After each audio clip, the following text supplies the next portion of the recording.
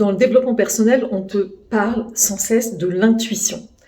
D'avoir sa guidance, c'est hyper important. Mais à force de se mettre la pression sur l'intuition, la guidance, avoir la connexion, en fait, on s'en coupe. L'intuition, c'est quelque chose hyper rapide. C'est souvent une fraction de seconde. C'est l'information que tu as, mais qui en un éclair et qui passe. C'est souvent celle à laquelle on ne s'accroche pas et qui pourtant t'apporte tellement d'informations et est hyper précieuse. Ça peut être des ressentis.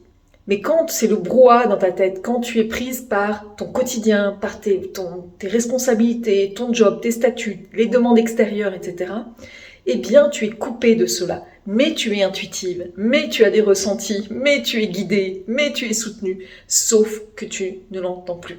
Pourquoi j'aime travailler avec ces femmes, qui sont des femmes leaders, c'est des femmes qui sont chefs d'entreprise ou cadres, en tout cas, ce sont des femmes qui ont des responsabilités personnelles autant que professionnelles.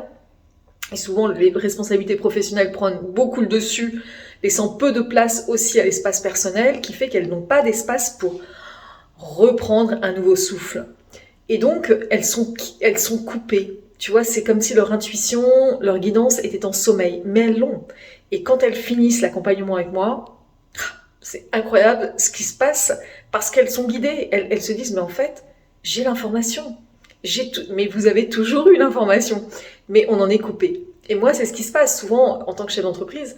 Ça m'est arrivé de fonctionner tellement en pilote automatique que je me rendais même pas compte. J'écoutais pas, j'entendais pas, donc tu perds du temps, tu perds de l'énergie, quelque part tu perds de l'argent. Et moi, par exemple, tu vois, la semaine dernière, je dis à mon mari, je suis dans ma fonction de chef d'entreprise, donc je suis à mon usine, et je dis à mon mari, il ne faudrait pas que mon ordinateur me lâche. Et ce matin, j'arrive au bureau, et mon ordinateur ne s'allume pas. Je dis, mais l'information, je l'avais. Je dis à mon mari, tu vois, j'avais l'information déjà. Alors, c'était pas formel, hein, c'est une information comme ça, parce que j'avais l'information en avance. Et donc, effectivement, l'alimentation de mon ordinateur est morte. C'est pas grave en soi.